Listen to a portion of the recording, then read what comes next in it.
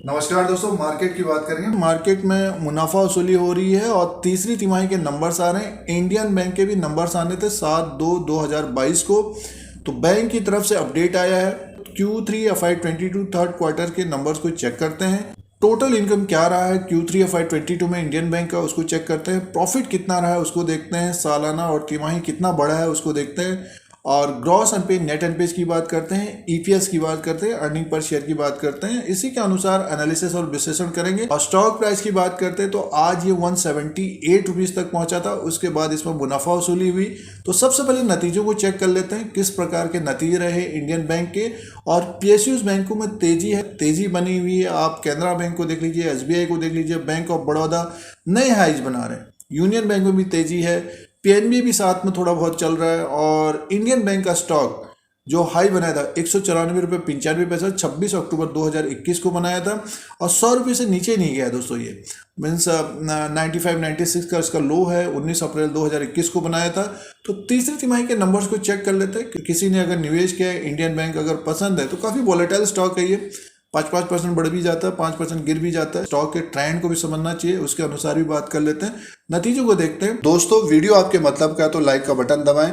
Stock market से जुड़े रहने के लिए सब्सक्राइब और बेल आइकन को प्रेस करें नए नए वीडियोस देखने के लिए। Q3 FY22 तीसरी तिमाही के नंबर्स को चेक करते हैं। इंडियन बैंक के स्टैंड लोन फाइनेंशियल रिजल्ट है। 31/12/2021 के क्वार्टर में इंटरेस्ट अर्न हुआ है 9,925 करोड़ का है। और Q2 में 9,474 करोड़।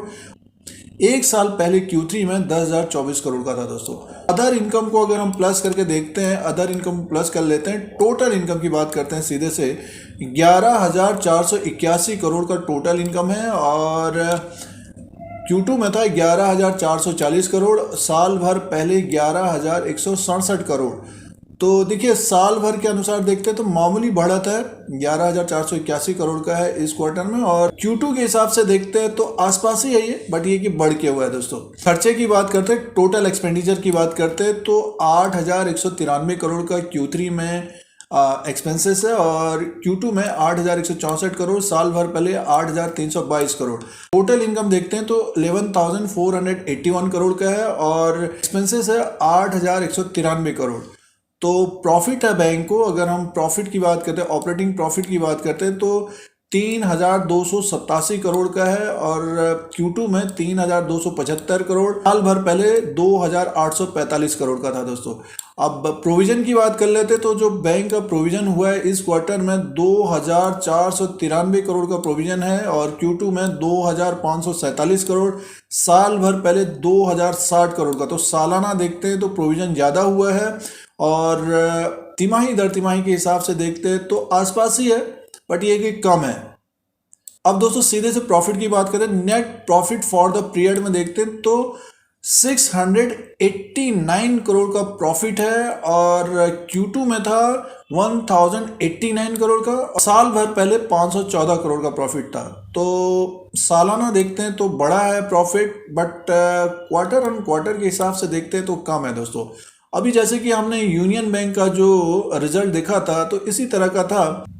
अब दोस्तों ग्रॉस अनपेज और नेट अनपेज की बात करते हैं तो 9.13 का है।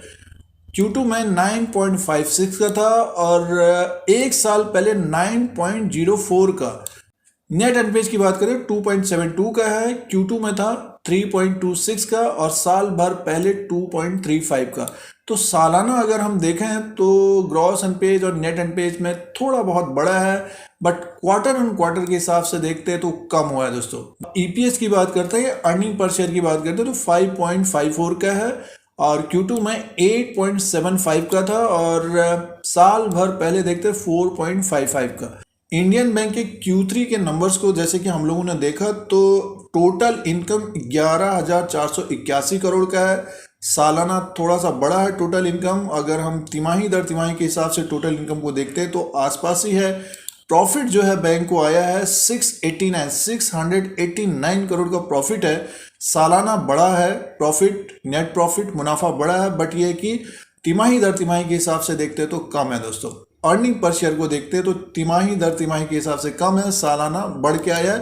बट इंपॉर्टेंट ये है कि जो ग्रॉस अनपेज नेट अनपेज को देखते हैं तो 10 से नीचे है। ग्रॉस अनपेज और नेट अनपेज की बात करते हैं इंडियन बैंक का तो 9.13 का है और नेट एनपीएस 2.72 का है, तो कम तो हुआ है और तिमाही दर तिमाही के हिसाब से एसेट क्वालिटी में सुधार हो रहा है। इंडियन बैंक के Q3 FY22 के जो नंबर्स हैं, फाइनेंशियल रिजल्ट है, मिला जुला रिजल्ट है। अब दोस्तों शेयर प्राइस के अनुसार बात करते हैं तो 158.25 में क्लोजिंग आई है। आज जो ट्रेड रहा है 169 में ओपन हुआ था, 179 इसने हाई बनाया, 155.30 लो बनाया और नतीजों को हम लोगों ने देखा तो एसेट क्वालिटी में सुधार हो रहा है। बैंक को प्रॉफिट आया, टोटल इनकम ज़्यादा नहीं बढ़ा है बट ये है कि थोड़ी बहुत कमी पेशी है, इसीलिए स्टॉक में गिरावट है। और स्टॉक देखिए 4 से 5% इसमें तेजी भी आ जाती है, गिरावट भी रहती है। अगर स्टॉक के ट्रेंड को देखते हैं, देखिए अक्टूबर के महीने में इसने हाई बनाया, ऊपर की तरफ गया था 194.95। उसके बाद स्टॉक में गिरावट आई और देखिए गिर कर कहाँ तक आ गया, ये 134 तक आ गया। अभी इसी महीने जनवरी में ये 24 जनवरी 2022 को 134 में था, उसके बाद 178 तक पहुंच गया। तो काफ़ी तेजी और गिरावट भी आती है इसमें। जैसे कि 158 रुपये में है तो ऊपर का जो रेजिस्टेंस रहेगा दोस्तों 178 रहेगा, इसके ऊपर क्लोज होता है 180 के आसपास क्लोजिंग आती है, तब ये 190 194 की तरफ जाता हुआ दिखेगा। और अगले 1-2 महीना इसका रेंज ऊपर की तरफ 180 और नीचे की तरफ 135 140 के आसपास, तो इस तरह का रहेगा। नीचे की तरफ आता है स्टॉक तो ओवरसोल्ड हो जाएगा, बाइंग आ जाएगी इसमें, और ऊपर की तरफ 180 के आसपास तक जाता हुआ दिख सकता है और 194 ये ब्रेक करेगा तो मान के चलिए 200 प्लस हो जाएगा।